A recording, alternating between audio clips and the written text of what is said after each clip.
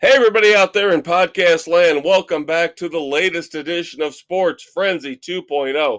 I am the maestro, Kevin Crane. I'm the conquistador, Dave Height. And through all the trials and tribulations we've gone through in the last couple of weeks, we are here to regale you with what could be the most interesting week of the sports year. And truly bizarre on a number of fronts. Between college football, coaching changes, baseball, impending lockout, with all the crazy money everybody's panicking and spending. Bizarro land has reared its ugly head. But of course, as always, we will start off with the NFL. The tried, the true, the stable, the who the hell's going to beat who in which week. I was going to say, I don't know about tried and true and stable, because the NFL has been a clusterfuck so far this year. Yes, it has. Everybody's hovering around 500. So many teams, 5-7, 7-5, 5-6, 6-5. Nobody really wants to jump out and take the reins of anything outside of maybe the Packers. I would say the Bucks. That was an impressive win for the Bucks over the Colts. And I will say that I picked the Colts because I thought we'd head into more mediocrity, more chaos. But the Bucks proved me wrong. So now they have, to me, established themselves as one of the top 5 or 6 teams. The Rams fall back again. Yeah, there's something wrong with Stafford. Well, I don't think they did the whole let's just cram all these all-stars into this roster. Odell Beckham never should have signed him. No. Never should have brought him in. No. Von Miller, shot. He's past his prime. Yeah, they're trying to go for it, and it's not working. Yeah, and they mortgaged their future on this. I mean, they literally have no picks in the first or second round for the next 2 years. Yeah, they're hosed. They're worse off than what the Bears did when it comes to the draft picks. But the Bears won 16-14 on Thanksgiving. I told you that the Lions would find a way to lose it. I don't understand the Lions. I really don't. I mean, this is beyond what I imagined for them in terms of being pathetic. Two drives where they had the Bears reeling. They wound up with a false start and then back-to-back holdings. Yep. And then you had Dan Campbell calling back-to-back timeouts, which is illegal. And that hosed them. And, I mean, the Lions do have no receivers outside of Hawkinson at tight end. No, and then don't. DeAndre Swift is another fragile, we'll get to that, another fragile running back who can't take a hit. No, so now he's out multiple weeks. I was wondering, did he land on the ball on the sidelines that, bruised or broke a rib or something?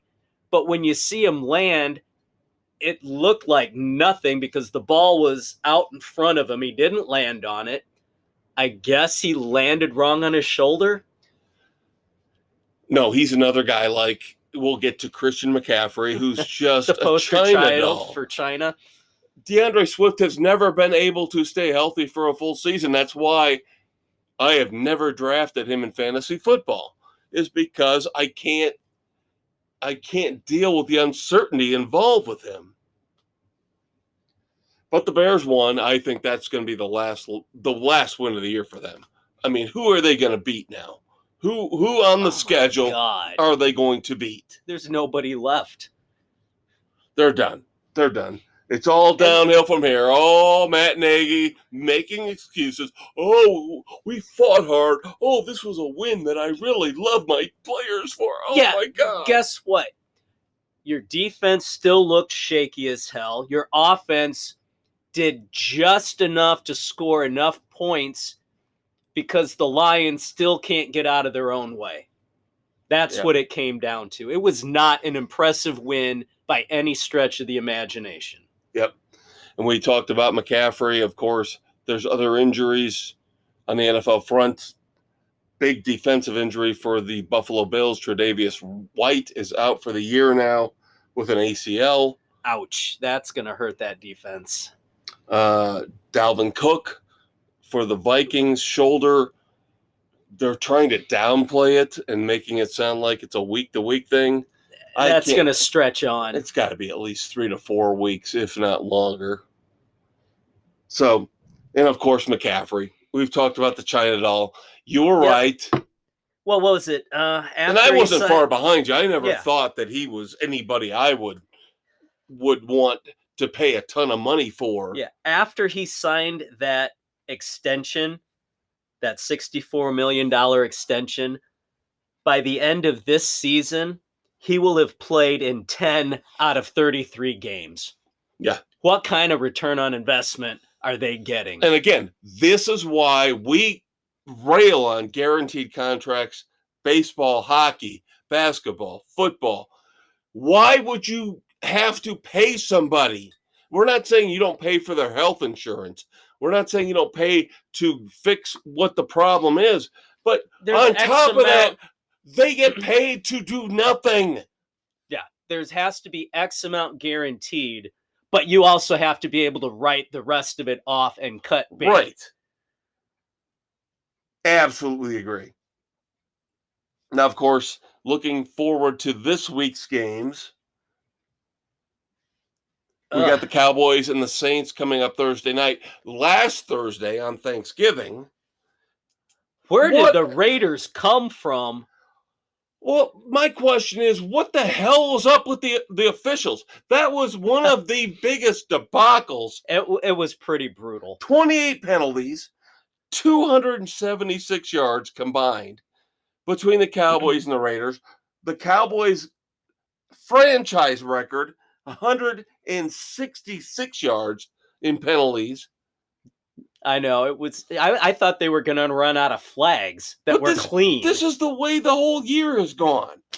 They throw stupid penalties when they don't need to, and then they keep in their pocket on major things that need to be called. It makes no sense whatsoever. We've always said, as have other commentators, other podcasters, you could call holding, you can call pass interference on basically any play. Right. But let's just get a little common sense about it. How egregious is it? And does it really have an impact on the game? That's what you really have to look at. And a lot of times they keep it in their pocket on the holding where it has a clear impact on the outcome of a play, which gets frustrating. There's got to be something they can do about this. And the one they have got to do something about is the illegal man downfield on the lineman trying to block for what could be a run that turns out to be a pass.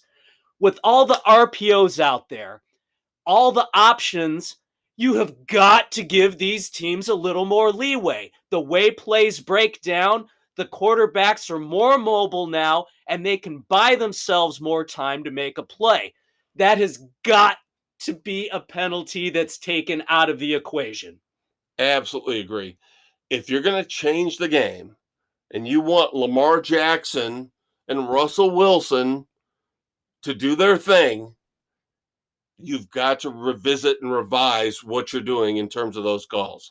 Absolutely agree. It has to be done on the college level too, because it's the most annoying. Because to me, the ineligible downfield means he's there to catch a pass.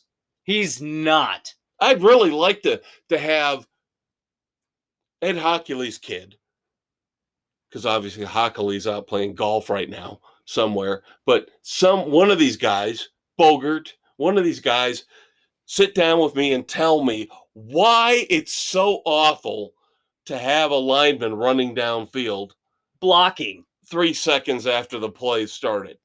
Why is that a penalty? Why can't they go do whatever they want? And most of the time it's on the opposite side of the field where everything's taking place and has no bearing on what's going on. So we go into our picks And we'll get back into last week's calls in a second here, but let's do our picks for this week first because I want to bring the Cowboys back in.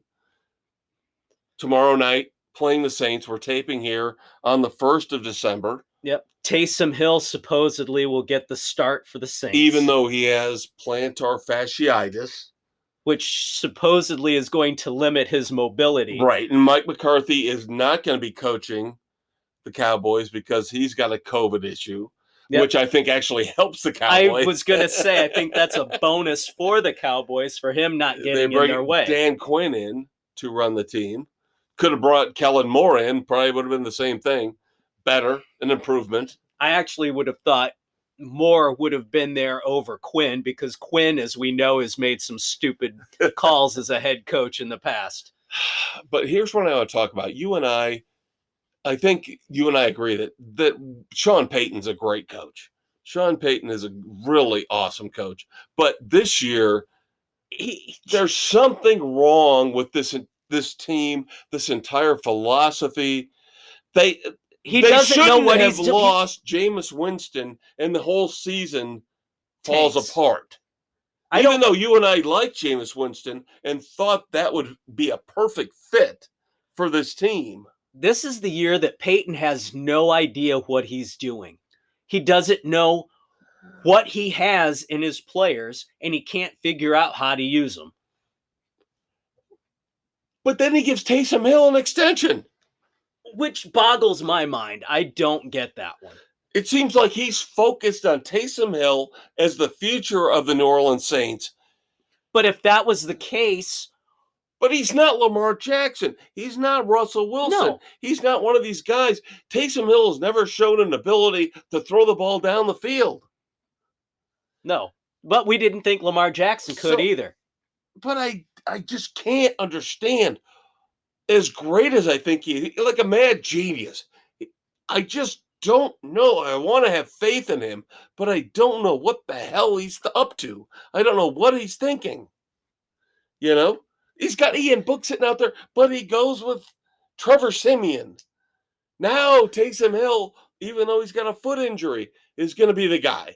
Are we going to see if Hill can actually throw? Or are they going to make him gimp around trying to get through blocks? I'll tell you what, this game scares me.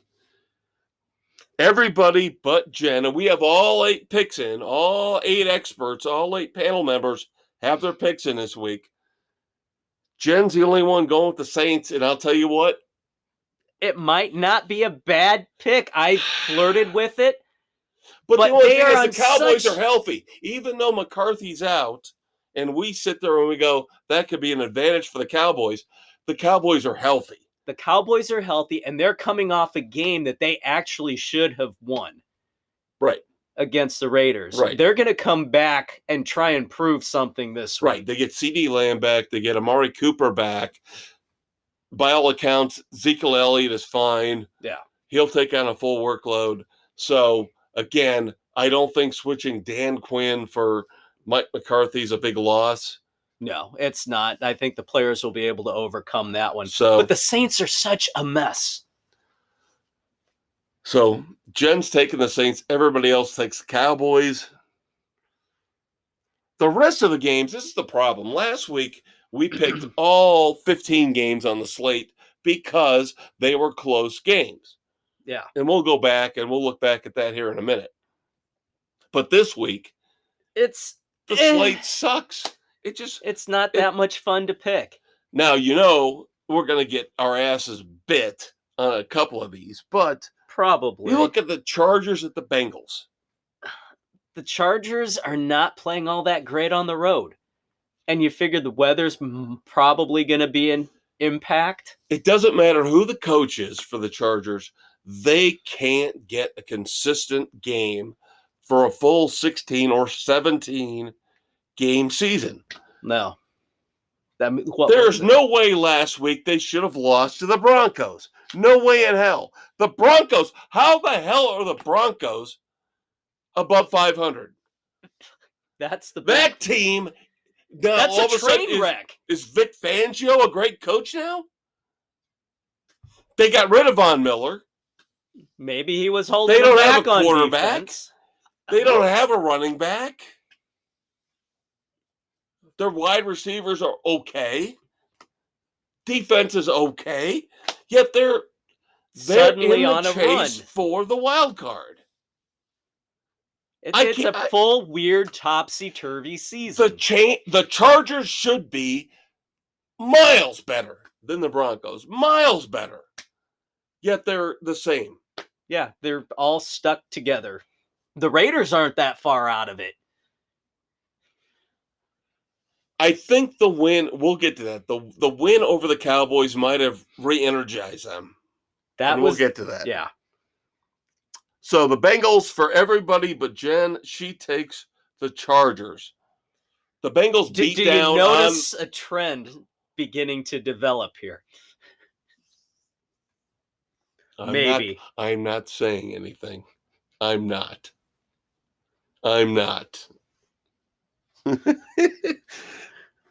No, it might not be so bad. This is something that we've seen over the years. Yes, it is.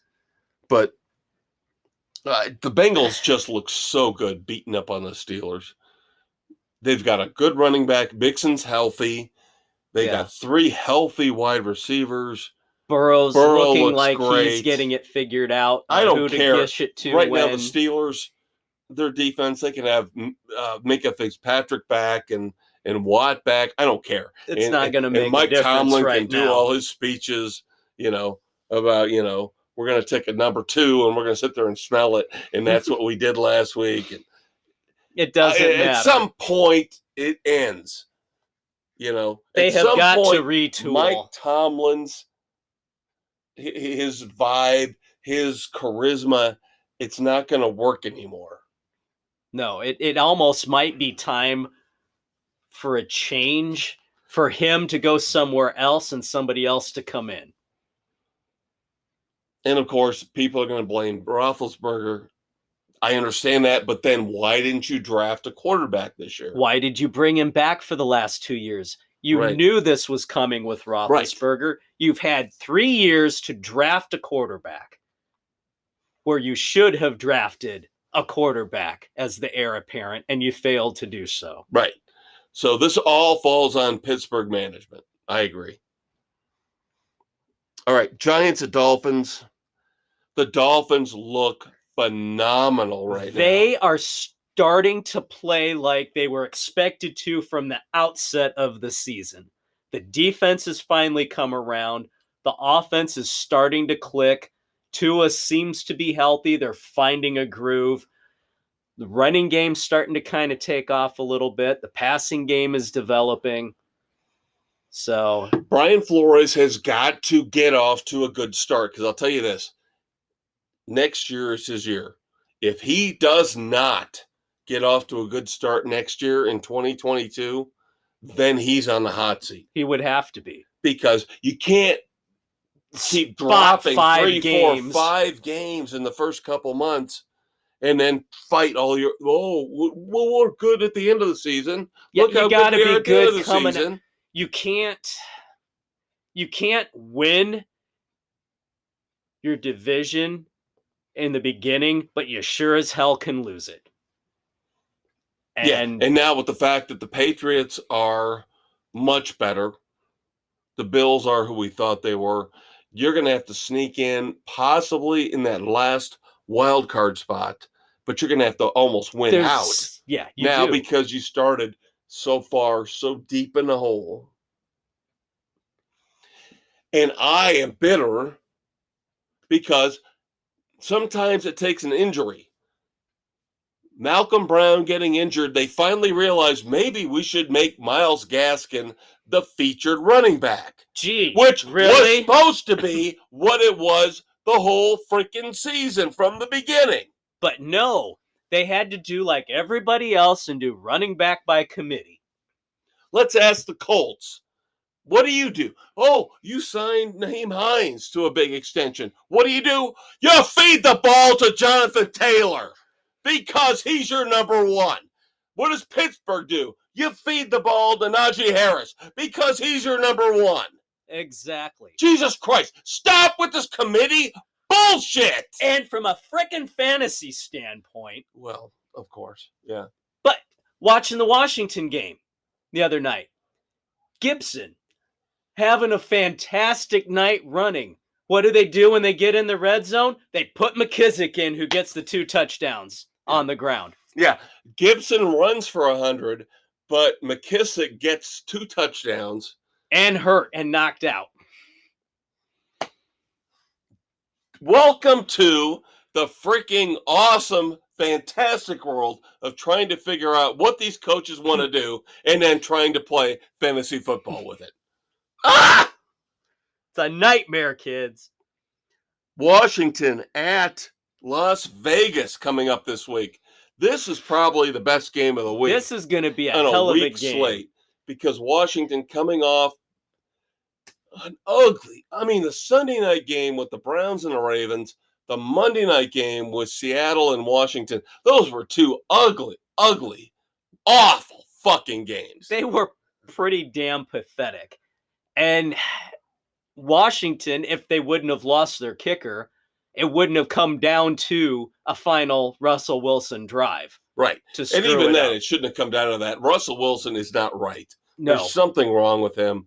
And that line isn't there. And well, they have no running game. Again, they lost Chris Carson. All of a sudden, they're done. Alex Collins sucks ass. And I'm sorry, but you have one of the top receivers in DJ Metcalf. And you do not throw to him until the final minute of the game? Seriously? Right. That was his first target? DK Metcalf is becoming one of the most disappointing fantasy players because of this whole situation. Yeah, nobody will throw him the damn ball. Right. It's ridiculous. And how many times was he open? Yeah, he was a top 10 draft pick. And now he's worthless. He's absolutely worthless.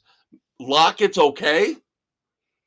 But now we've gone 3 weeks since Russell Wilson has come back, and that offense is just sputtering. It's looking worse. They can't get going. It's gotten worse since he's come back. Yep.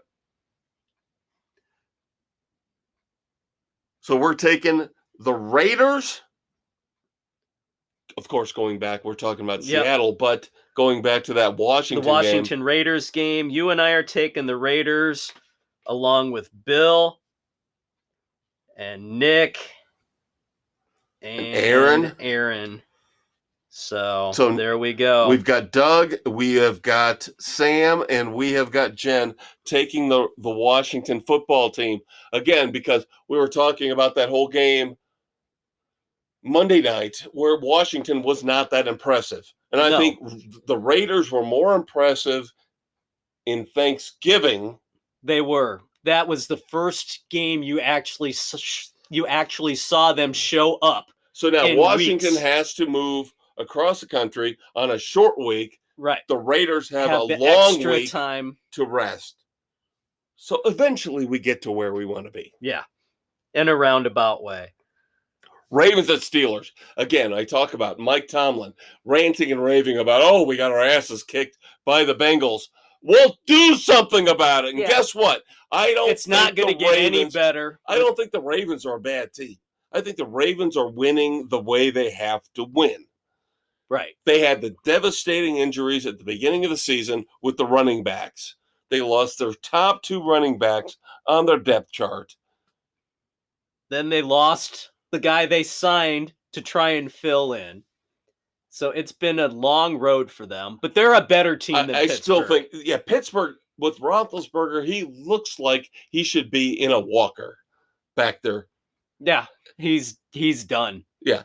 So, Najee Harris doing all he can as a rookie, but I just think it's not enough. It's on the road, but I still think for all the hype, for all the hoopla about the Steelers, this is our season. This is our fight for our lives. Yeah, no, you're not going anywhere. I still think the Ravens are a better team. Ravens for everybody but Jen. Yep.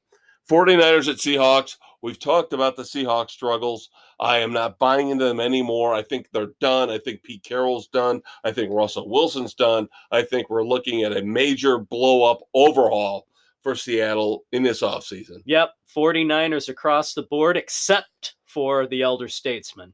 Yep.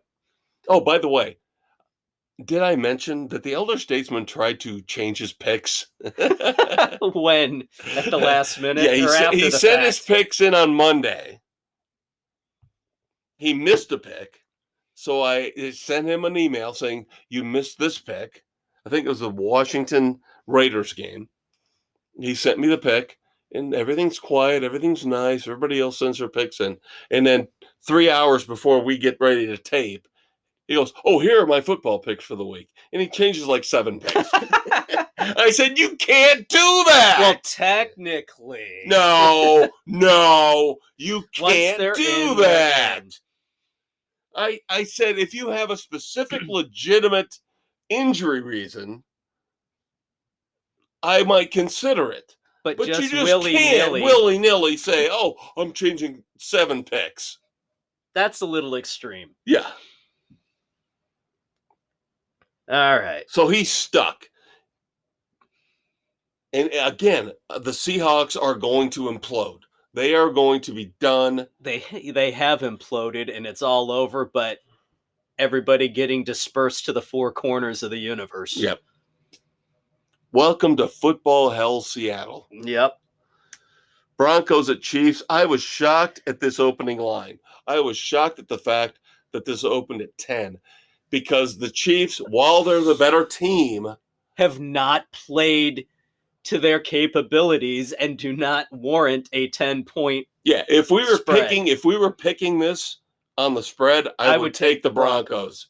There's Yep. no way in hell the Chiefs are beating the Broncos by 10 points. No. Vic Fangio will figure out a way to limit Pat Mahomes, limit that offense. The Chiefs will win, but it'll be 6-7, right in there. Yeah. No way is it's it 10 not going to be points. 10. No. I would be shocked. Of course, we pick straight up, so everybody takes the Chiefs except for Jen, Mrs. C. She goes with the Broncos. The big, massive, monstrous game of the week, Monday night. Oof, this was a tough one to pick. That Patriots defense. Do you take the team that's playing better, or do you take the team who we thought at the beginning of the season was better? I went with the home team on this one. That was the deciding factor for me taking the Bills, being at home. I would have honestly taken the Bills either way.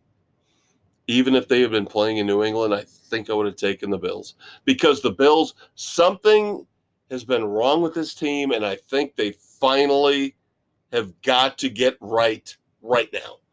Right now.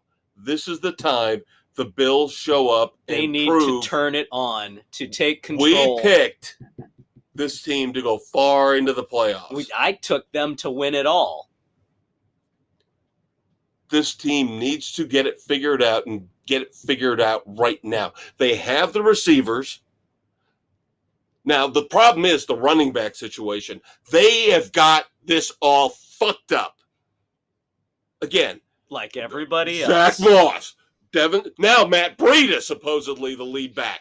Pick a running back and stick with him. Because each running back has a different style, and you have to have your offensive line have some stability on who they're blocking right, for. And Josh Allen doesn't know what to expect from Breida, from Moss, from Singletary. He knows he's got Diggs. He knows he's got Beasley. You have got to get some stability right now. Pick a back and stick with it. This is going to be a fun game, kids. This is going to be a really fun game because of that New England defense. Yeah, that's a stout. It's going to be a field goal game. It's going to be fun. I see 2017 Buffalo. Low Buffalo. Yep. All right, kids. If you thought we were fired up for this first segment, wait until we get to college football because, oh my God! It's Armageddon week, kids. Stay tuned. We will be right back. She walked into my office just as I was reaching for the bottle in my bottom desk drawer. Legs till Tuesday, lips like pillows. I want to hire you, she said, to find Sports Frenzy 2.0. Doll, I said, That would be the easiest case ever. Sports Frenzy 2.0 is on Spotify, Anchor, Google, Apple, everywhere you listen to podcasts. She nodded to herself, sat down and smiled. I grabbed 2 glasses. Life was good. And so is Sports Frenzy 2.0.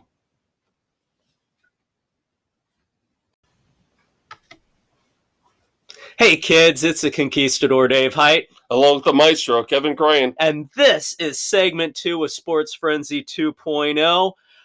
College football Armageddon, dogs and cats living together, mass hysteria, coaching carousel spinning uncontrollably. Yeah, we got 30 minutes on this, and that's going to be pushing it because this is going to take up a lot of time talking about championship week, the ramifications, repercussions of all of these coaching changes, what it means to these teams going into arguably their most important games of their careers, of their lives. Notre Dame, Cincinnati, it's just ridiculous. And I have my thoughts on this. And I think there need to be massive changes into the system. Across the board. A lot of these coaching changes that have taken place, Lincoln Riley bolting from Oklahoma to USC, Brian Kelly bolting Notre Dame for LSU, big money grabs for both of them. You've got Michigan State overpaying for mediocrity with their head coach. There's panic and stupid money being thrown around to try and salvage some sort of stability. And it's got to stop. It's ridiculous.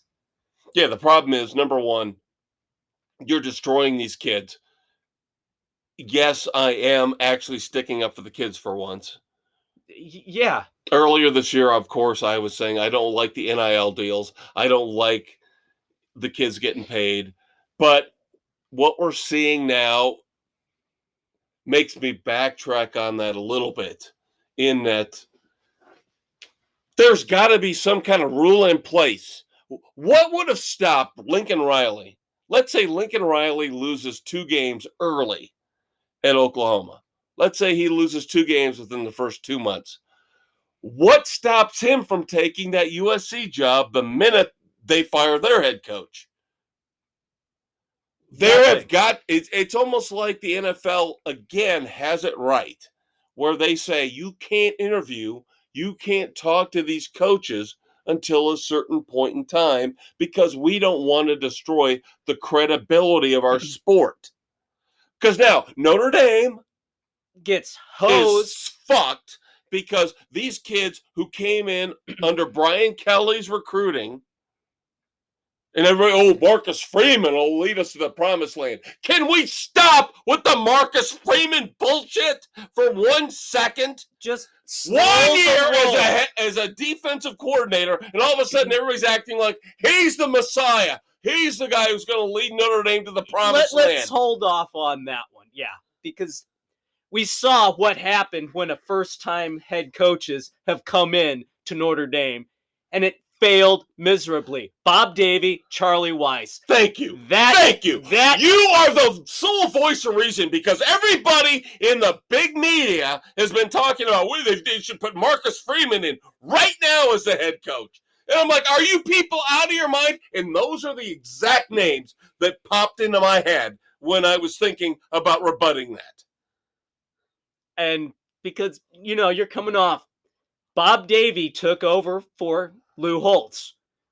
The program was in pretty decent shape when Holtz was let go, and Davie ran it into the ground.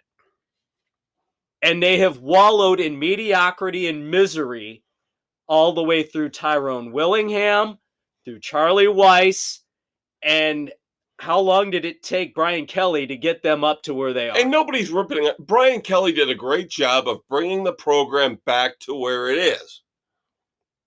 But he was an established head coach who won championships in Division II.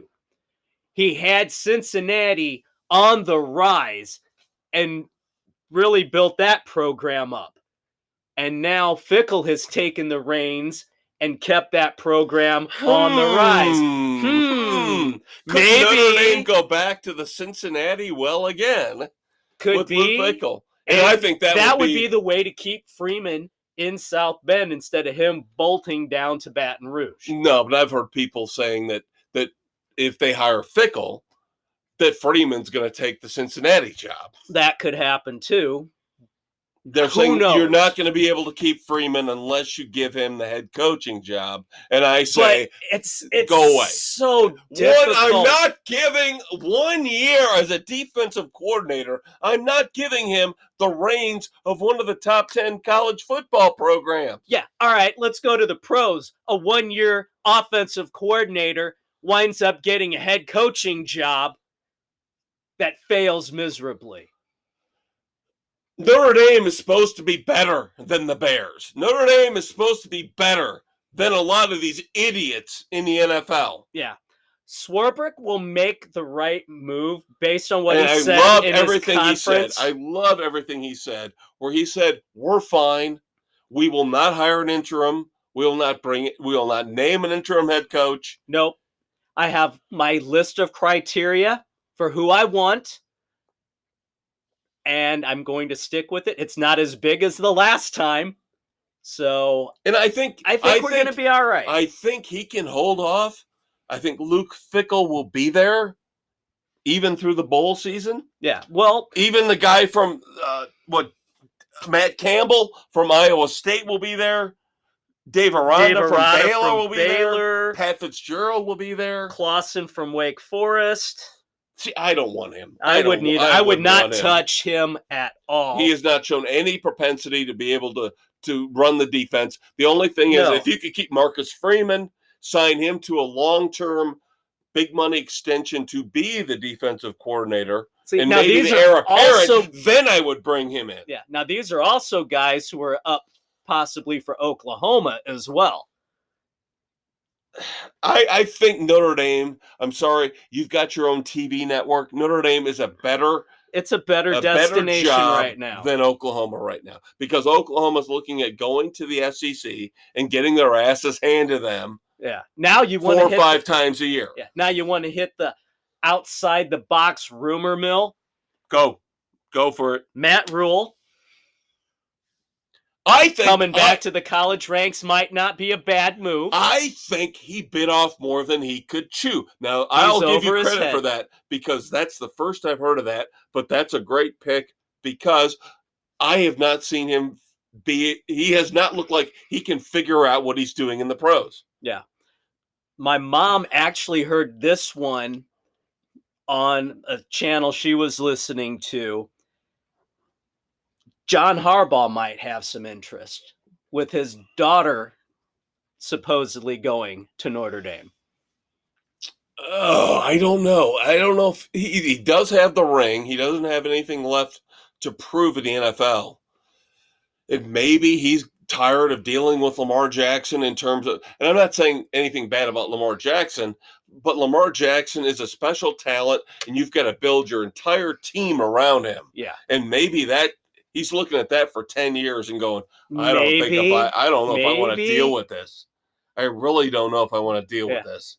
So there's an outside dark horse. Right. And then, of course, who's up for every freaking college job? Urban Meyer. No, he's already said he doesn't want to go, but they probably wouldn't want him anyway. No, Lane Kiffin is also rumored. Well, Lane Kiffin's rumored for the Hurricanes, too, because he loves South Florida. Yeah. Who knows what the hell he's thinking on any given day. All right, let's talk about the Hurricanes for a second, because they're my team, and I love them, and they have played so well the last couple months. So here's what I'm thinking. As a Miami Hurricanes fan, I would keep Manny Diaz, but this hurts really bad that SMU stole our offensive coordinator. Rhett Lashley has gone now from being the OC for the Canes. That hurts because they were finally starting to build some momentum. I'll tell you what, SMU got a great coach. SMU is going to be good. Rhett Lashley was phenomenal. Rhett Lashley has been the one reason the Hurricanes have been a shade better than mediocre over the last couple years. And this is going to hurt Diaz. This is why I qualify saying we should keep Manny Diaz, because now Manny Diaz, defensive genius that he supposedly is, the Hurricanes defense has sucked compared to the offense. Now Rhett Lashley is gone. Now you're going to have to bring in another guy to run the offense. And if he sucks, this team will bottom out. Yeah. So you still have to bring in a new AD. You don't have an AD yet. So again, bring in the new AD. Who's he want? Does he mesh with Manny Diaz? Probably not going to happen. So now we go back to Lane Kiffin. The rumors about Lane Kiffin. Lane Kiffin likes South Florida. So if you bring in a new Lane AD, Kiffin likes anywhere where he's not. I don't know how I would feel about it. I'd probably feel ecstatic for a year and then go, why the hell did I? It's kind of like sleeping with that girl in high school. You shouldn't, but you do. And afterwards, you go, like, what why did I do that? Why? Because Lane Kiffin will just leave you. Just leave you in a second.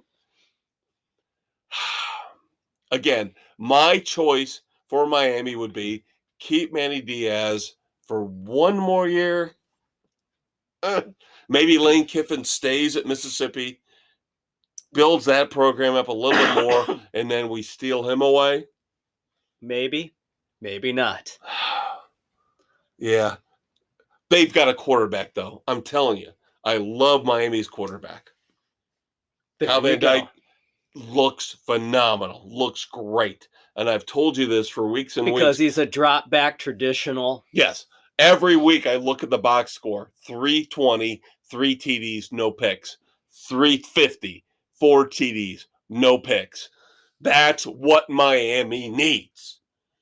I love it. The team as situated right now looks. But we'll see if that. I'm telling you right now, I'm picking them in the bowl game. I'm picking them in the bowl game right now. I'm telling you, I'm picking them. You heard in the it bowl here game. first. Yeah, because they are going to play somebody they should be able to whoop up on, and by the end of the season, the polls come out. Miami will be in the top 25. There we go. All right, so.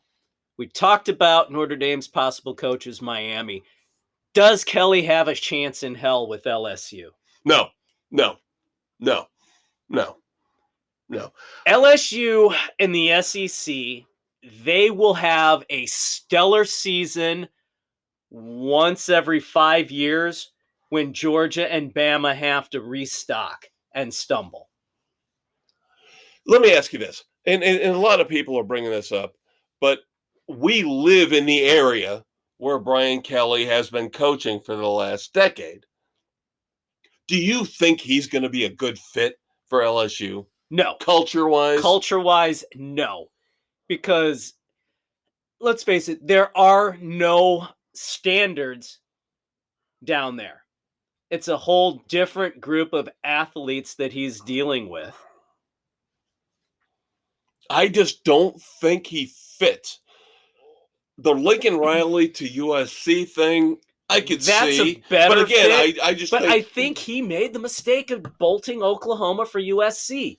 But yeah, to me that's a lateral move, because even though everybody looks at Lincoln Riley as, he's a cool guy, he'll fit really well on the West Coast, I don't see it as that making USC a top 5 program. Not right off the bat, no. It's going to take some Brian time. Kelly going to LSU doesn't make any sense to me, because he's never going to fit in that culture down there. That is down and dirty, heavy drinking, heavy expectations. Unreasonable expectations, almost. Yes, it is. It is. Unreasonable. Because of what you have to Oklahoma, deal with. LSU, Alabama, Georgia, unreasonable expectations. And that's the thing. Notre Dame has become a place where if you win 10 games a year, people will let you slide. And Brian Kelly could have sat here, and that's why, again, Swarbrick, when he said I wasn't surprised, because we'd heard in the past, remember when Notre Dame got to the playoffs, Yeah, we heard rumors about the Eagles. Yeah. Oh, he's going to the Eagles. He's were going to overtures. jump to the pros and go to the Eagles. He's always been that kind of guy where he said, I want to move on. I want to move on. I want to move on. Need a new challenge. And nobody thinks that South Bend is a paradise. It is not a place where you want to live full-time, 24/7, 12 months out of the year. But if you love football, this is the place to coach. It's one of the top 10 destinations in the coaching world. America.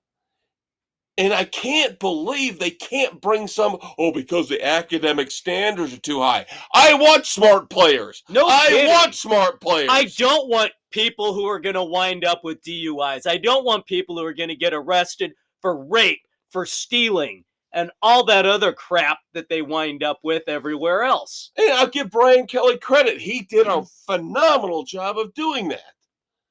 But again, he wasn't the guy to push them over the edge to the next level. That's the guy we need. And maybe we have to go like back with Lou Holtz. Maybe we need to grab a second-tier NFL coach and bring him in. Now, John Harbaugh is a first-tier coach. First-tier. Who knows? We'll see. Matt Nagy? Oh, the hell to the effing no. Matt Nagy, oh my God. Isn't that like a fourth-tier NFL coach? But would it be interesting? Wouldn't it be interesting to see them pull in an old NFL coach? It would be intriguing. You know. But again, you've got the recruiting to deal with. You've got, and that's why I would never want to be a college coach. No, the recruiting factor in and of itself is a nightmare. Right. And I having to play one school Urban Meyer off credit another. Again. Urban Meyer finally, it seems like he wants to prove himself on the pro level. He's like, I'm done. I did Ohio State. I did Florida. The college thing. I'm done. I have to prove myself on the pro level. Otherwise, what's the point? Yeah. So I give him credit for that. Shoot down the rumors.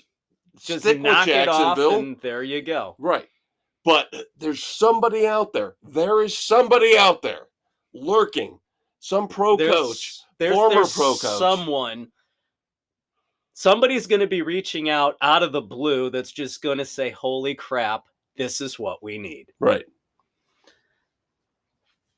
Championship week. All bets are off. I have to bring up the fact I am sorry for you. Yeah, I know. All my island picks and everything went down the crapper last week. So in our Rick Brooks Memorial Trophy quest, went from 2 up to 3 back. Yeah, not a good week for the Conquistador. So you need to get your shit together, buddy. Yeah, I don't know. We'll see where we're at. I might have 1 or 2, but I don't know. But 10 championship games, all bets are off now. All point spread limits are off. First up, Western Kentucky at University Texas San Antonio. Whew. Tough game to pick on this one. Not for me. I went chalk. Went chalk all the way through. I am taking San Antonio. I needed that one game to possibly get up on Doug, and he agrees with me on this one. Here's the thing.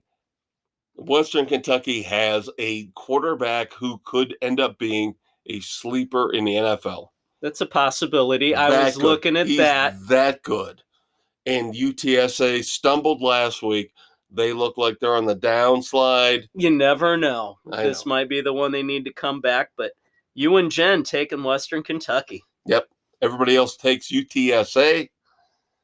The Oregon-Utah game. Wow. This is going to be a slobber knocker. This is going to be a slugfest. This is a revenge game for Oregon. Number 10, Oregon. Number 14, Utah. Utah destroyed Oregon a couple weeks back, taking Oregon out of any chance of the Final Four. Oregon will come back on this one for revenge. Jen and Nick agree with you. Everybody else goes with me with Utah. Utah is a better team right now. Oregon is one of those teams, and we'll get to this later on as we go through the rest of our picks. Coaching uncertainty. There's Mario Cristobal could end up going to Miami if the Canes pull the trigger and fire Manny Diaz. It's so hard to beat a team twice in a season, let alone within a couple weeks. I don't like the way Oregon's played this year. I just don't. This is supposed to be, what is the trademark for Oregon? High-flying, high-profile offense, and they have just struggled to score points. I like Utah. There you go. All right, Baylor. Number 9 in the AP poll against number 5, Oklahoma State. Oh, The mullet proved it to me. The mulletless mullet. Yeah. He is not the mullet, but he is the mullet. Gundy He'll got always be the mullet to me. Oklahoma. Like I said last week, I wanted them to win. I didn't know if he could do it. They did it. I'm taking Mr. Gundy and the Cowboys. Goddamn, so am I, man. Goddamn. I want him in the Final Four. Just once. Just give him Gundy the opportunity. Peterson got it. A chance to play in a major game with Boise State. Let's give Gundy his due here. Right. And as much as Baylor has played well, again, they are under uncertainty. They are. You know, their coach is rumored to go other places. And again, we're picking on Wednesday night, the 1st. Who knows what's going to happen in the next couple days? Right. So we have to kind of anticipate. And I like that Oklahoma State defense. I do too. So you and I go with Oklahoma State. As does Nick and Aaron. And Bill. Sam and Jen and Doug go with Baylor. And Baylor's not a bad pick. It's just this is going to be one of the few really good slobber knockers of the weekend. Yeah. Kent State versus Northern Illinois. Interesting matchup, but you and me and Bill are taking Kent State. Northern Illinois' quarterback is dinged up. He is. They got beat up last week. They did. Without him. He was out last week. They lost by 2 touchdowns. That's why I took Kent State. Me too. We looked at the same thing there. Yep. That was the hardest game of the whole week to pick for me. That was a deciding factor. There you go. San Diego State hosting Utah State. Across the board, everybody takes San Diego State. Utah State's a good team. San Diego State, they're playing really damn good ball right now. Yep. This one was tricky. This one was very tricky to try and pick. Appalachian State at Louisiana. I like the Ragin' Cajuns, but Appalachian State's offense is so much better. Louisiana is ranked number 20 in the AP poll right now, but as Dave mentioned, App State is on a roll right now. They have been blowing out their last 5 opponents by double digits every game. And Louisiana's coach, even though he will coach in this game, he's on the way out for Florida. So I don't like that. I'm sorry. I take that as a factor. That plays a factor in it. So App State for you and me and Sam, Jen. The rest going with Louisiana. So we're split 4-4 on that one. The big one, the one that will decide it all. I will watch this game. I will. This should be a damn good game. Number 1 Georgia and number 4 Alabama. Alabama loses, they're out. They're done. And if Alabama wins, they could both make it in. I hate that doubled up. You know bullshit. I'm right, though. You know I'm right. I know it'll wind up being that crap fest, even though Auburn. They're probably knocked Cincinnati out. Yeah, unfortunately, Auburn should have beaten Alabama if their quarterback wouldn't have dinged up his ankle. Their backup quarterback on a gimpy ankle struggled in that second half, which kept them from scoring any more points on Bama. I think all it takes is Georgia to beat them, and that's what's going to happen. We all agree. Across the board. Who would ever thought we would have seen that? We're picking Alabama getting beat across the board by anybody. Yeah. But this year, Georgia is the best team. Georgia Hands is the head of the table. Georgia wrecks everybody and leaves. There Georgia you go, wins. Georgia. Everybody takes Georgia. That'll clear things up a little bit. The Cincinnati-Houston game. That is going to be a damn good game because Houston is not a pushover. No, I know. And the problem with this is that I have with this is that I could see the upset. So could I. I can't pick the upset. But, God, if Cincinnati only wins by 3, are they going to find a way to push them out of the top 4 because of it? They're looking for any excuse to keep Cincinnati out. Everybody but Doug is taking Cincinnati. Doug is on Houston Island. Yeah, and another one. This is another one where the point spread, I don't like that 10.5 point spread. No. Houston will keep it close. This will be a 3 to 7 point game. That's going to be a damn good game. Yep. Michigan at Iowa versus Iowa. Sorry, neutral site. Sam is the lone Iowa pick. I think once they got over the hump with Ohio State, I think Jim Harbaugh is conscious, is clear. He can coach now the way he wants to coach. He will win easily. Iowa is not in the same class as Michigan. Yeah. The Kirk Ferentz. Yeah, no. They stumbled into that one.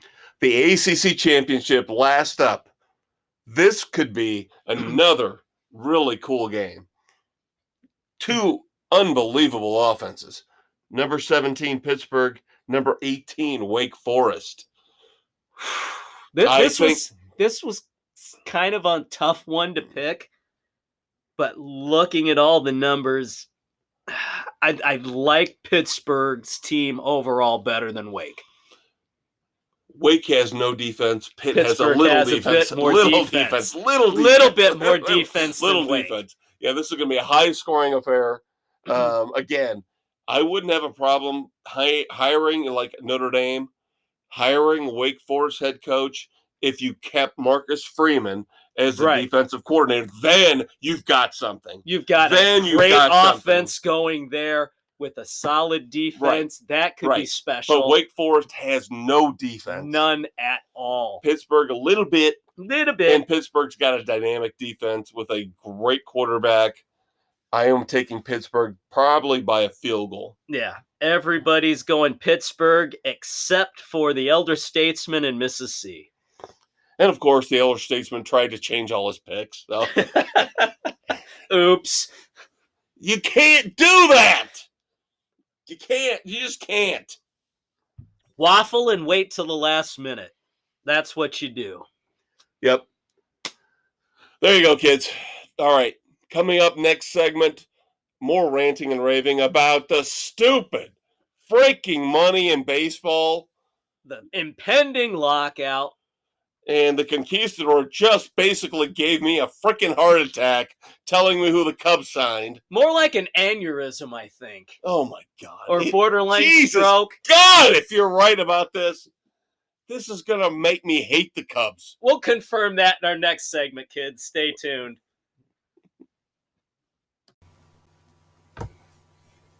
In a world of politically correct sports coverage, two individuals stand alone as the last bastion of sanity. The Maestro and the Conquistador star in Sports Frenzy 2.0, the podcast. Available on Spotify, Anchor, Google, Radio Public, Pocket Cast, Breaker, Apple, Overcast, and Castbox. Hey there, hi there, ho there. Welcome back to segment 3 of Sports Frenzy 2.0. I am the Maestro, Kevin Crane. I'm the Conquistador, Dave Height. Taping on December the 1st, 2021. This will hit tomorrow morning, the 2nd December 2021. And of course, a couple hours from now, the impending doom. The bells of death are ringing. Is anybody really surprised? No, it happens every freaking time. This is the snake eating its own tail. This is a sport that keeps losing popularity, losing viewers, losing the young audience that everybody covets, and they don't care. They just kind of want to destroy themselves. They are the absolute worst professional sports organization when it comes to labor disputes. They just don't freaking get it. Either side. What have you and I said for years? Over all of Sports Frenzy, cable access, YouTube, we have said you need to put a hard cap and a hard floor on this. You need to make the Pirates pay more.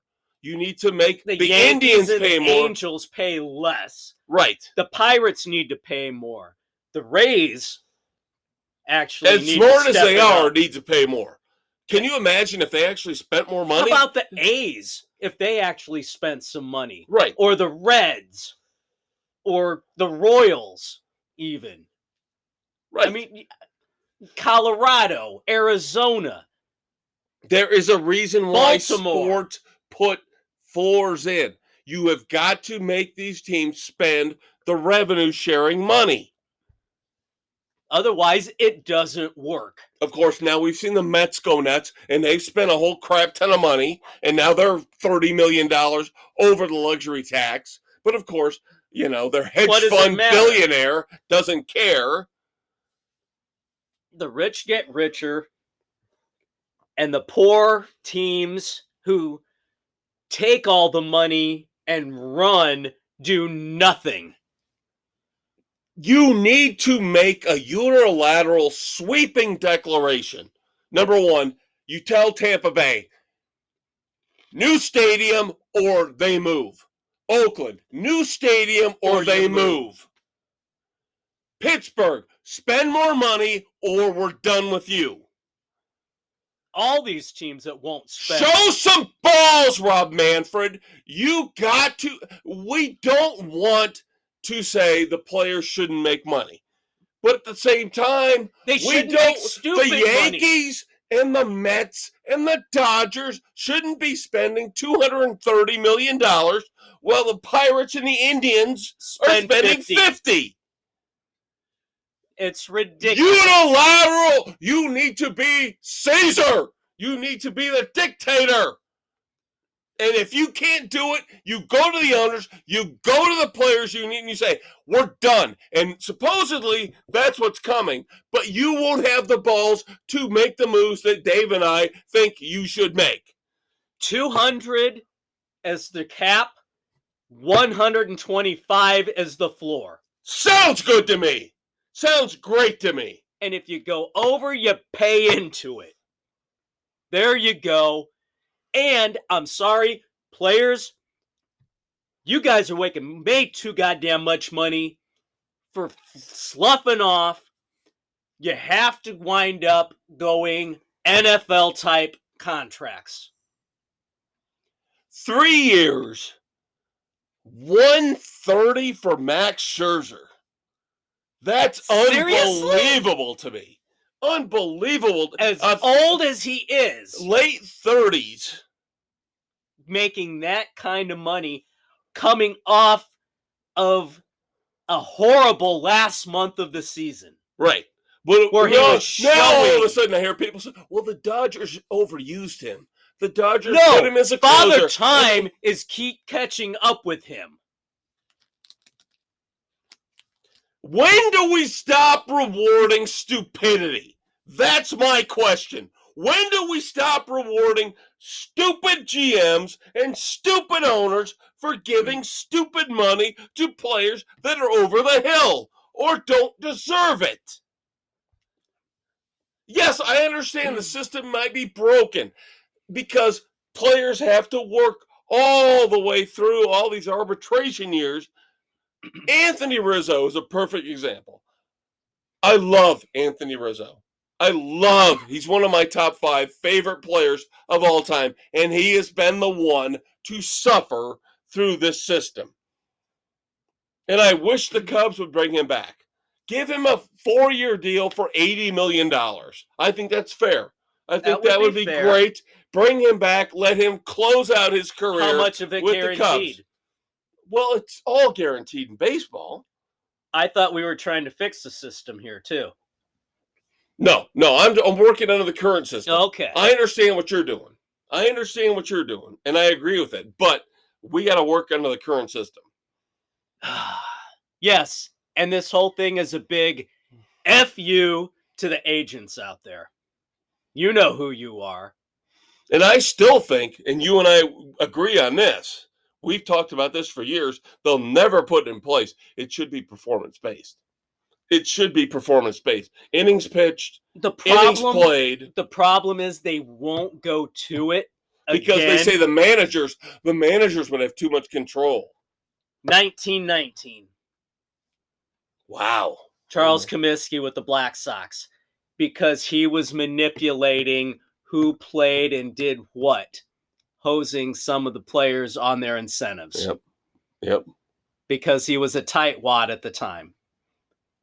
That is where they're going to point to not go back to performance-based. But again, then we go back to what you were talking about earlier. Let's go to the NFL model.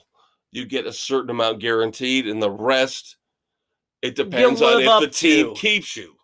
If the team keeps you through the entirety of the contract, you get the whole contract. Exactly. Guaranteed.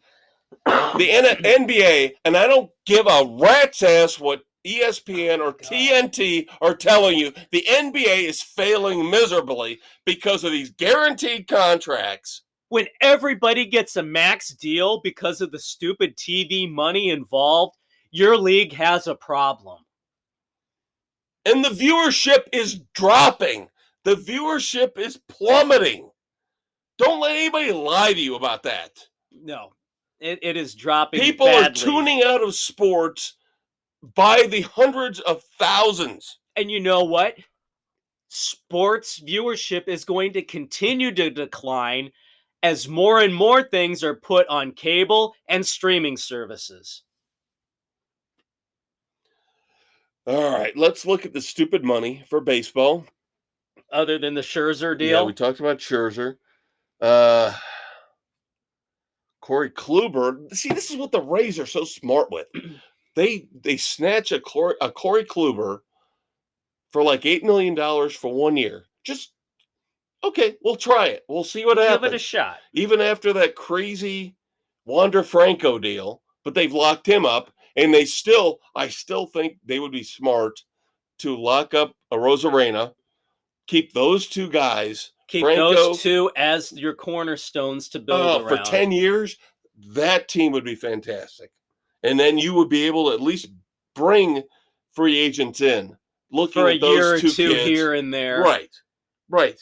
You would keep your window open a lot longer on that regard. But now, of course, the Rangers... The Rangers got stupid again. If we didn't think... Did they learn nothing for overpaying for Alex Rodriguez back in the day? Come on! You couldn't wait to get rid of that contract.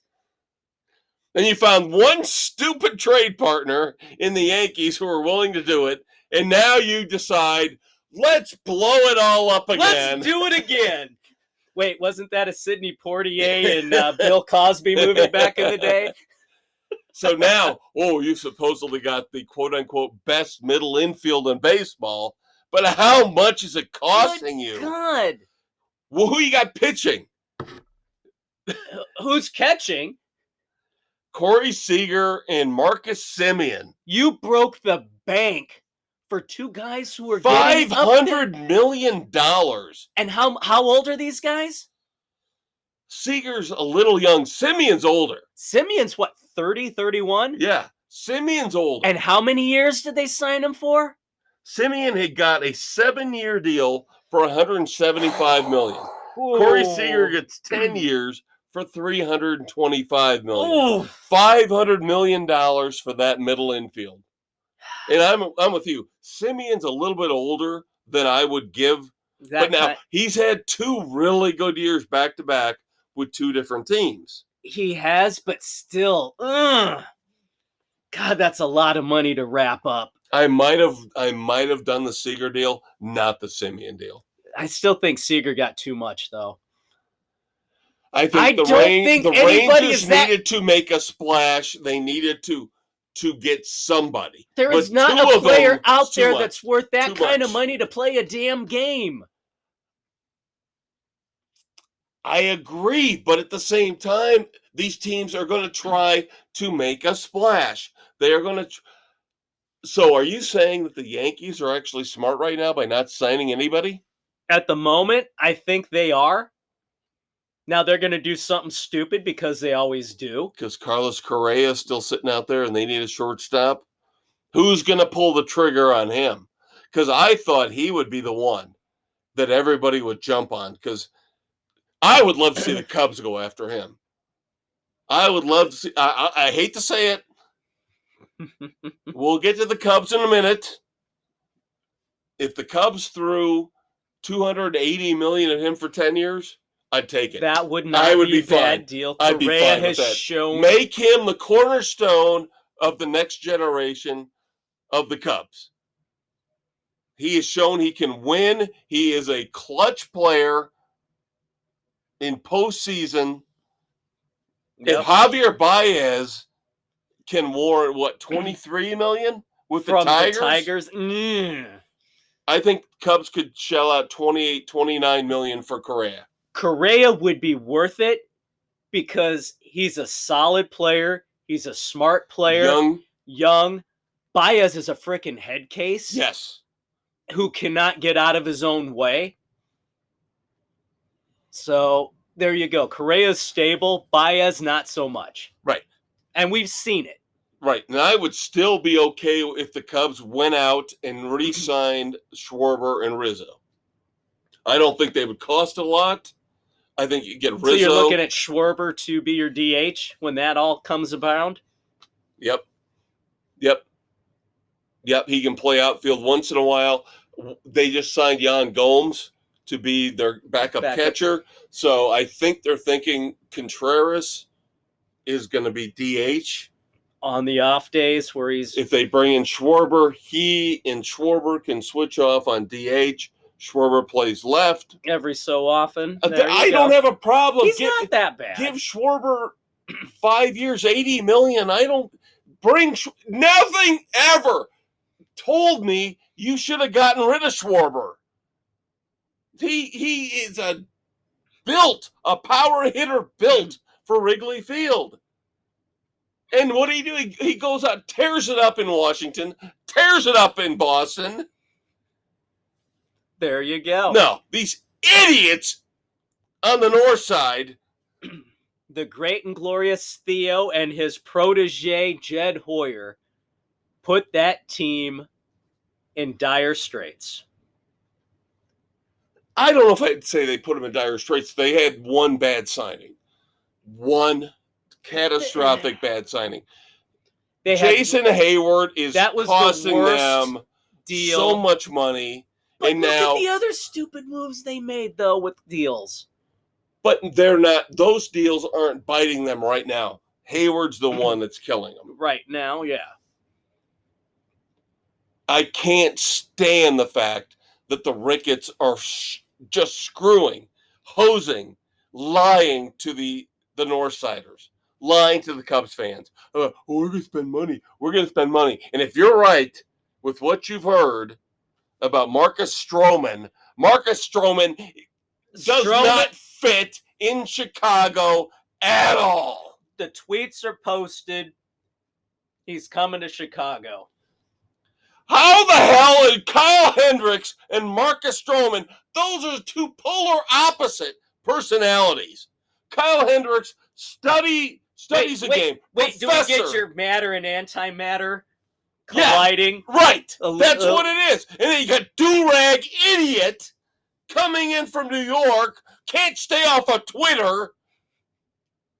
Gonna talk every time somebody screws him over or does something wrong. Oh, that idiot should have caught that ball in center field. I'm Marcus Stroman. God damn it, I'm the greatest pitcher of all time. I don't want Marcus Stroman.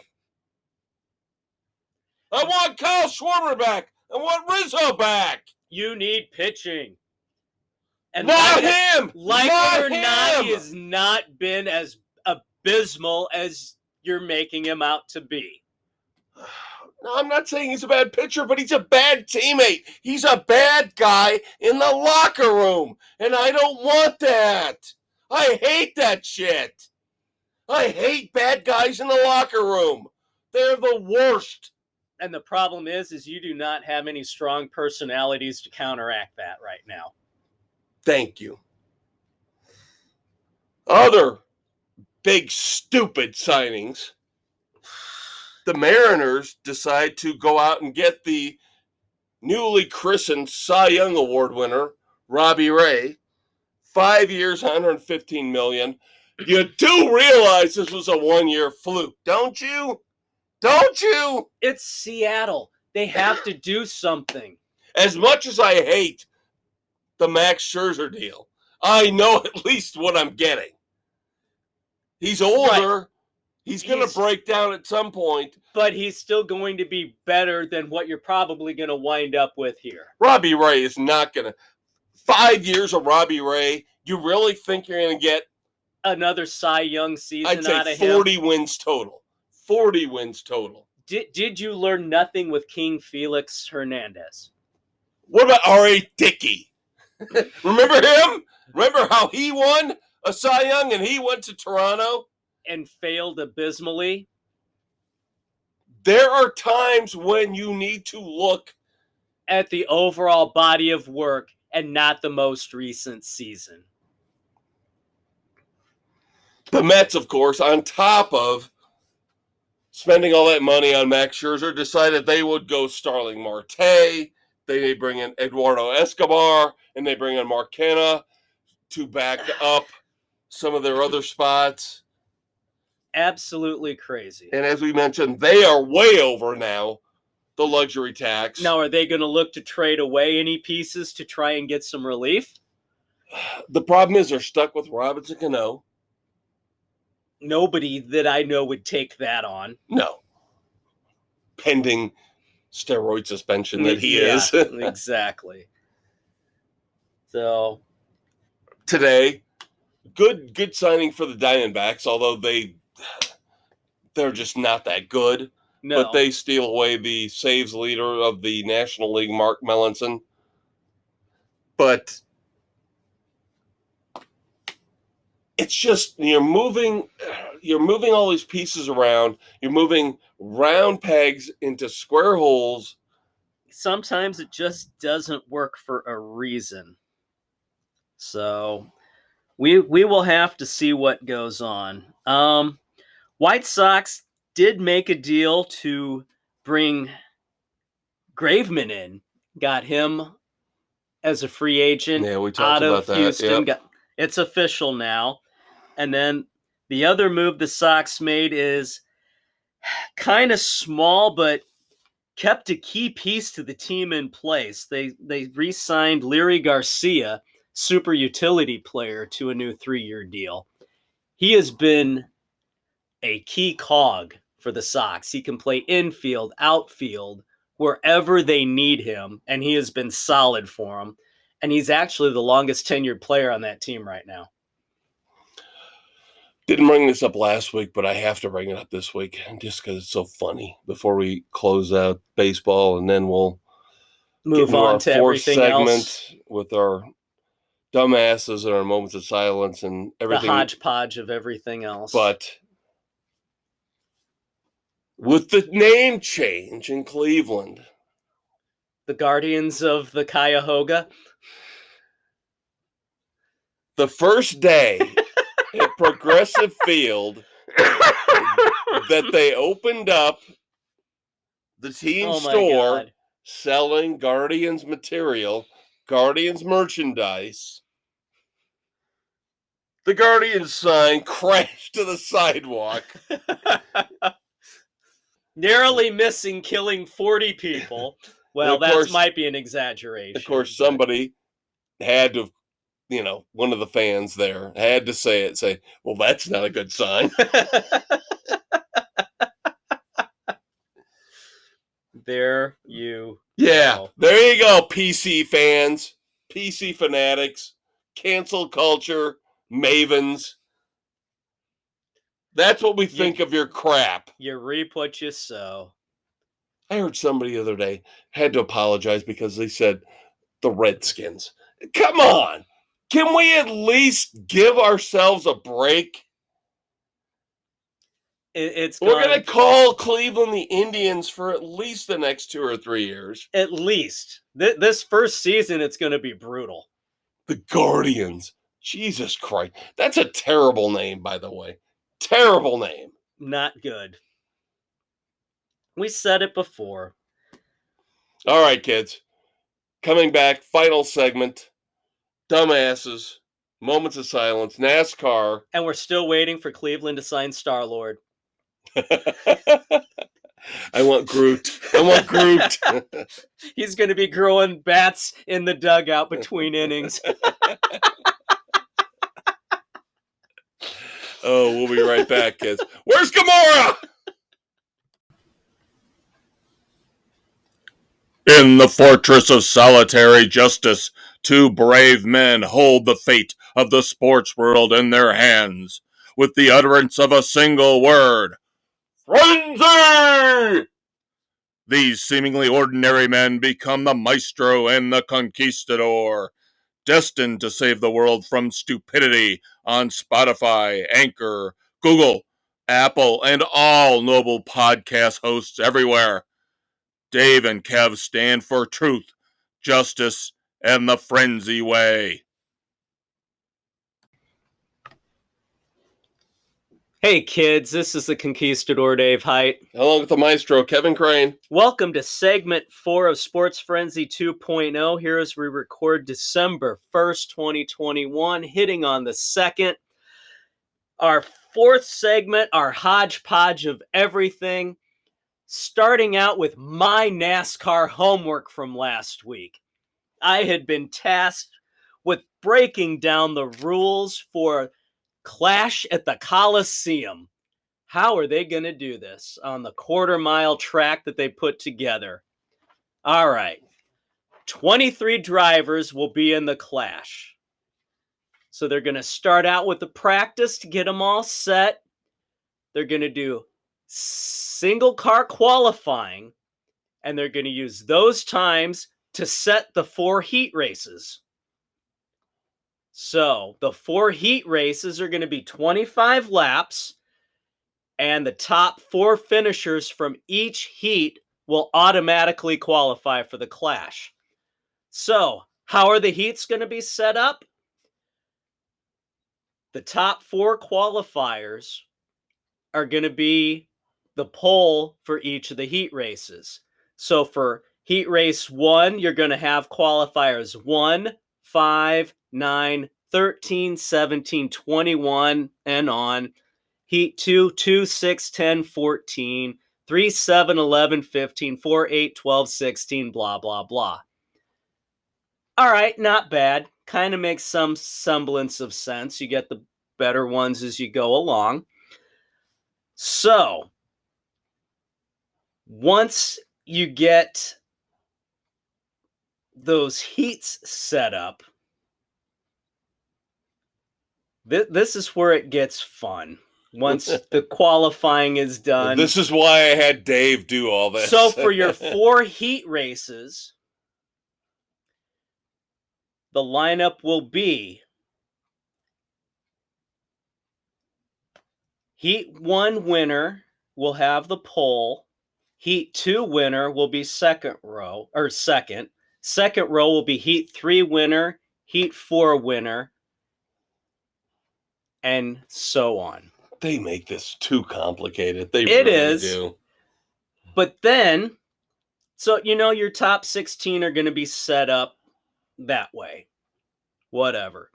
Then you got 24 cars racing in two 50-lap last chance races. 12 cars will be in each race, and that will be based on the finish from the heat. So your last chance 1 will be the drivers from heats 1 and 3 who finished 5th on back. Last chance 2 will be heats 2 and 4 from 5th on back, and wherever you finished from those, 5 and 5, 6 and 6, all the way back. The top 3 from each of those will advance to the Clash. So that'll finish 17 to 22 in positions. Position 23 will be the highest point position from 2021 that had not qualified to that point. 1 guaranteed starting spot. So if Kyle Larson does not, for somehow, doesn't win any of the heats or finish in the top 4 of a heat, doesn't finish in the top 3 of a last chance, he's automatically in. It's just too much. It's just ridiculous. You've got it. It's just ridiculous. It's ridiculous, but it makes sense. It's probably about the fairest way they could pull this off. All right, I have NASCAR news before we move on. It has been confirmed, and my news will be less boring than... Less convoluted. Yes, even though I admire and love Dave for doing the homework, because I would not want to go through it, and it makes me not want to watch the Clash at the Coliseum. Nashville Fairgrounds Speedway will undergo a full renovation in order to officially get a cup race in the near future. Now, the thing I don't understand is Bristol Motor Speedway is involved in this. BMS somehow has to approve the renovation for Nashville. Bristol is owned by Speedway Motorsports. Speedway Motorsports has purchased Nashville. And so is the parent company. Okay, that's what I figured. So Nashville Fairgrounds will become a Cup Series race here in the next 2 or 3 years as they renovate it completely and make it a full-service racetrack. And obviously, they're saying a showcase for concerts, for other they want other it to events. Be right. A crown jewel down there. Front Row Motorsports, Michael McDowell was in doubt for a long time. Right. He is returning. Good for him. To Front Row. Todd Gilliland will be the second driver for Front Row as he moves up from the Truck Series.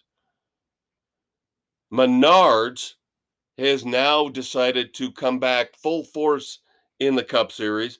They're going to sponsor both Ryan Blaney and Austin Cindric for Penske. That is very interesting. I would be intrigued on what their color schemes will be. If they're going to do kind of an opposite. Yeah, right One now would be they're white they're and just showing green, the another generic, green and white. Or right now they're just showing the same. But you're right. There's time to go, months to go before they figure out how they're going to do it. So, but Menards, I admire Menards. I love Menards for being a full force sponsor in the Cup Series. Good for them. Yep. Fantastic. Now, are you going to do your other homework or? The knockout qualifying? This. You're going to tell me this is more confusing than the clash at the Coliseum? Actually, I'm kind of backing off last week when I poo-pooed the whole knockout thing, not knowing what they were going to do. Okay.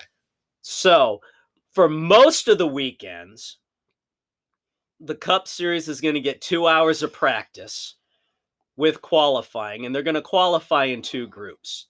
Now, there are going to be those expanded weekends when they're running with Xfinity or the trucks. It's just going to wind up being a 50-minute practice session. And one of the supporting series, will wind up probably with the lesser amount of practice. And the Cup guys might get more. That's going to remain to be seen. Now, the fun thing is, there's 4 different ways that they're doing the qualifying based on the type of track. On the ovals, super speedway's not included. You're going to have 2 groups, and they're going to go out odd, even finishes based on the previous race. So, you're going to have like the practice, you're going to have like 15 minutes to get warmed up. Then Group A and Group B, when they go out, they're going to do single car 1-lap runs, and the top 5 from each group is going to move on to the final qualifying session, which are going to be single car 1-lap runs, fastest on the pole, and going backwards from there. However, when you get to Martinsville, Bristol, Richmond, and Dover, they're going to have 2-lap runs, being shorter tracks. Whatever. Super Speedway, there's going to be one first round of single car 1-lap runs. They're not going to break them into groups.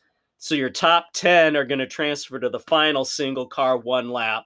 Top gets the pole. That's how it frickin' should be across the board. One bonsai lap. Winner take all. Yeah, Old I'm school. Okay with that. Back where it went. That's what it frickin' should be. Yeah, I think the fact that we had to go through the clash at the Coliseum crap, which doesn't matter. Yeah. Now you get to the road courses. You're back to your Group A, Group B. They're going to have 15-minute time sessions. Top 5 from each group will transfer for a final 10-minute time session with the fastest lap on the pole. And then Bristol Dirt, that's just... Well, yeah. We that's figured just, that was going to be... The qualifying races are there. They're divvied up by random draw. There you go. Give me the 1-lap qualifying bonsai run. I just miss the old qualifying. Yeah, I just miss it. Let them. They've made it so complicated, and now COVID came in to give them free reign. No practice. You know what? I don't mind the no practice bit. That made it interesting, but they still should have qualified. I can take out all the practice and just make them make that one bonsai lap run. Yeah, I'd be okay with that. I would be. It would save so much. The problem with the sports, though, is that ask the NFL, ask baseball, now ask NASCAR, you're making it too complicated. You really are. Yeah. Baseball games are getting longer when everybody wants them to be shorter. Shortened.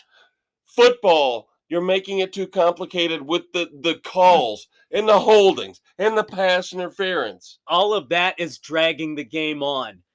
The instant replay in football should be so much simpler. It's easy when you've got your head official up in the booth watching the play who can see it in a heartbeat. You don't need 5 minutes to make the decision. And there have been rare occasions where that's worked, but it's not working nearly as well as it should. Right. It can so be streamlined and made more efficient. Yep.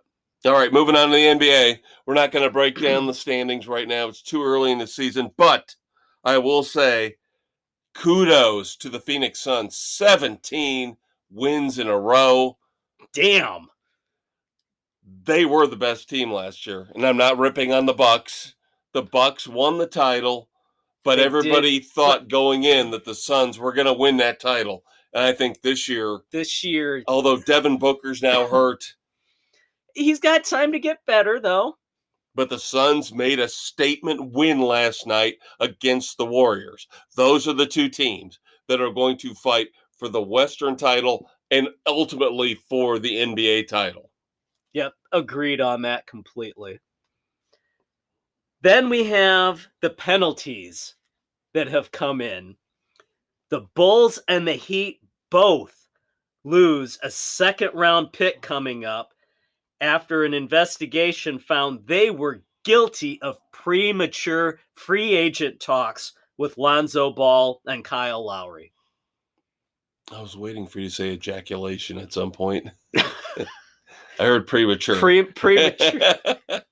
So they jumped the gun a little bit before they talked to the guys. They paid the price there with the draft pick loss. Your defending champs, Milwaukee, also lost a second-round pick coming up, accused of tampering with Bogdan Bogdanovic, who ultimately signed with somebody else. Easy for you to say. Yeah. So, penalties handed down this week in the NBA. Final note on the NBA, kudos to Enes Kanter. Kudos to him. We talk so much negative crap on this show, on this podcast.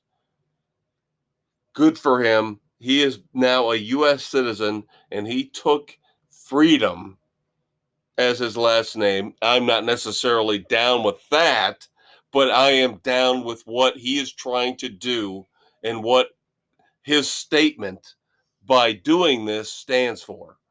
Good for him. He is trying to tell LeBron James and all the other money whores in the NBA, the owners, the players, coaches, start thinking about what your money means. Start thinking about what your contract means. Start thinking about what your endorsements mean. Who's making that money for you? And LeBron James has been eerily silent ever since Enes Kanter Freedom called him out about his connections with Nike and what Nike does in China. We'll get to LeBron later. Of course. My favorite whipping boy. Dumbass of the week. All right. Should we talk about the match? Let's talk about the match. Koepka versus DeChambeau. I just wanted to spank you. And guess what? Koepka did spank DeChambeau. He got him. And the thing is, I don't like the scoring. The scoring is all jacked beyond belief. Yeah. Koepka beats DeChambeau 4-3, but Koepka beat him, and DeChambeau had to give up 3 holes early because he had no chance of winning. Right. So how is it 4-3? You know, I don't like that. It's stupid the way that they score that. Why in this? I'm sorry, it's still match play. It should be the overall score like it is in a regular tournament. Right. Screw this by hole crap. Right. That's what I hate about the Ryder Cup as well, as they do that goofy ass scoring crap as well. Right. It should have been 4-0 if you think about it, because when DeChambeau lost that 9th hole and they were playing a 12-hole tournament. Right. And Koepka was up 4, it should be 4-0. Right. Because you've conceded the last 3 holes. When you concede, you do not get any. But that's the way to look at it is, it's 4-3 because we'll still give him the last 3 holes, even though he got his ass handed to him. And as Brooke said, I just wanted to spank you. I'm sorry, but if you concede the hole, the win goes to the other guy. You don't just discount it. It's not right. The It scoring shouldn't. is not right. Brooks Koepka kicked his ass. And it should reflect that, not 4-3. No, it should be 4-0. And Brooks Koepka took his driver and stuck it up Bryson DeChambeau's bunghole. Do I have TP for my bunghole? And here, Koepka's the one who hasn't played well, and DeChambeau's excuse is, I haven't played in 2 months. Yeah. Lame, lame, lame. We all know, we have said on this show for months and months and months, DeChambeau is Koepka's bitch. Who's the better player? It's Koepka. And we'll see that coming out in the years to come. Yep. Now, speaking of golf, one of my favorite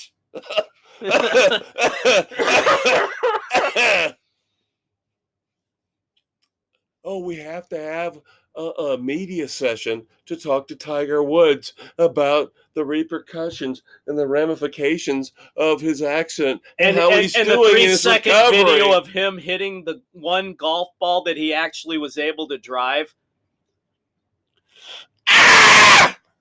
God, this makes me so mad. You sycophants in the media, again, kissing his ass. But he did not answer any questions about the crash yet. Of course he didn't, because he was on drugs. He was on drugs when he wrecked his fucking SUV. But nobody can ask him about that because that's off limits for the holy, almighty Tiger Woods. I think it's a legitimate question that he should Bullshit! address. You people keep kissing his ass. Horseshit! You journalists who can't wait to jump on people like Donald Trump, anybody that you don't like when it comes to politics, but Tiger Woods, we can't touch him, we can't grill him, we can't ask the tough questions with Tiger, were you on drugs when you wrecked your SUV? We can't ask that. No, we can't. No. Sports Frenzy asks it. Were you high? And anybody else's toxicology reports would have been released. Oh, that bullshit. Oh my God, I almost lost my leg. I could have lost my leg. Shut up! How many goddamn people across the world have in almost the US lost their legs or actually have? Because of drunk drivers. Because of drivers that have been under the influence of drugs or alcohol. But no, you get to get away with not answering questions about your accident, and you get to play the pity card and go, I almost lost my leg. I wanted you to go to these hospitals across the country with kids and teenagers who have limbs severed because of people under the drunk influence. Drivers, high drivers, texting and driving, watching fucking videos on their phone while they're driving. Go to hell, Tiger. I don't like it. I will never like it, and I'll never like you. And on that note, shall we move on to our dumbasses of the week? Yeah, moments of silence first. We should probably do the nice thing. The nice thing first? Yeah. All right. I have to give my moment of silence to Lamar Hoyt, who won the Cy Young in 1983 for the White Sox. I didn't know about him. 66 years old, passed away from cancer. I did not know that. That season in 83, we went as a family to several games, and I got to see Lamar pitch. Yeah, I literally did not know about that. Yeah, that just came up yesterday. He Wow. passed yesterday. Yeah, I did not. On November 30th here as we go on the 1st. I remember him. Yep. So, yep. Thoughts and prayers to the Hoyt family. All right, I've got 3 Hall of Famers in different sports. All really massive, magnanimous, stellar. Mark Roth, number 1. All-time great PBA Hall of Famer. Too bad we don't this have one's Mr. for you, 300. Mr. 300. Yep, bowling. But I know Mark Roth. Even I know Mark Roth. I might know 5 professional bowlers off the top of my head. He's one of them. Yeah. Mark Roth, I know. Mark Roth passed away here recently.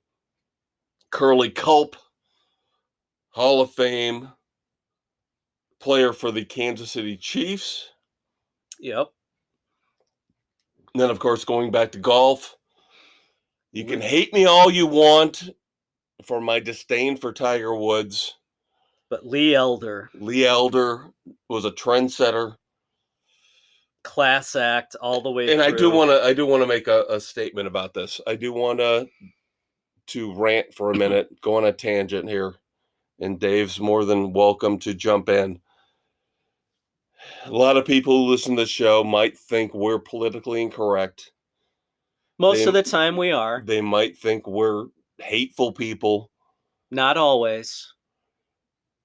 I when I heard about Lee Elder dying, it made me sad because not only because he passed, but because it made me think about the things we have done wrong in the past. And that reflects back on what we're dealing with now. Because we were bad in the 60s and bad in the 70s doesn't mean we're bad now.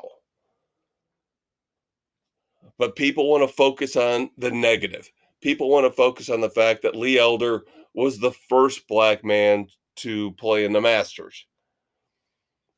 And that was wrong. That was wrong. It was stupid. We never should have been the people we were back in the 50s and the 60s and the early 70s. But I believe we're better than that now. So let's stop looking at something like Lee Elder as a negative. Let's look at Lee Elder as a positive. And let's realize that we have come so much more forward from that point in time. 40, 45, 50 years ago to now. And we're not worse than we were back then. We're better. We're better. And it's unfortunate that it's taken so long for things to get recognized. You know, the greatness that Elder was. Augusta was terrible. Augusta was stupid. They wouldn't let black people in. Damn, they wouldn't deep let women South. in. That was the horrible things that continued in those southern states for so long. Right. That were perpetuated by the morons down there. Right.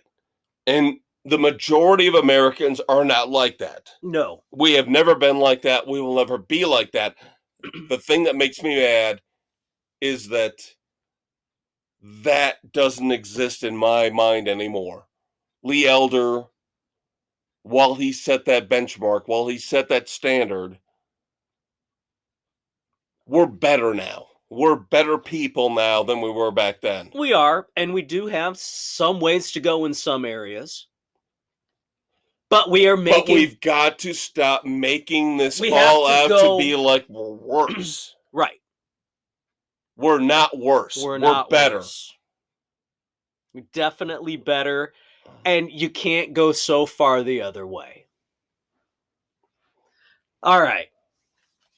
That being said, pivot. Pivot. It's time for the stupid people in the world. Sorry. He can't pivot anymore. I want to pivot, but I can't. All right. I am actually going to start off. I couldn't do this as the NHL segment because these guys are complete dumbasses.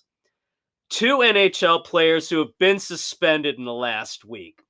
LA Kings Brandon Lemieux suspended 5 games for biting. What are you in frickin' preschool? That's inexcusable. Complete dumbass on that front. And then Boston Bruins Brad Marchand This guy's a sleazebag anyway. I never could stand him. The 7th suspension in his 13-year career.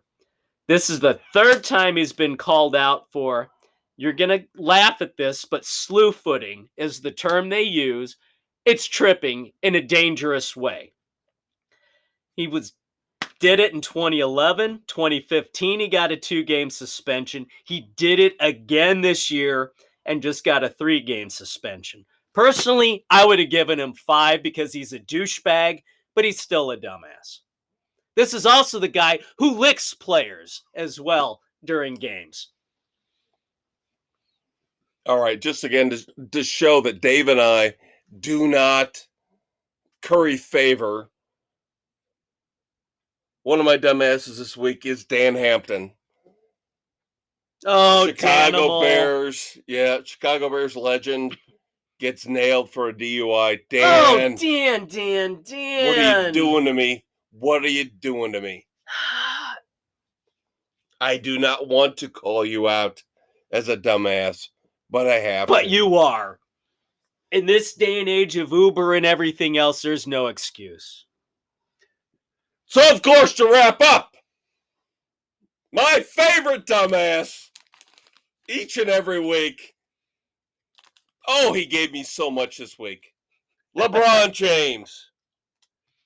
LeBron James whined and cried and got 2 Pacers fans ejected on Thanksgiving Eve because he didn't like the way they were talking to him. And, of course, social media decided to call him, which I love, Le Snitch. Le Snitch, yes. Le Snitch.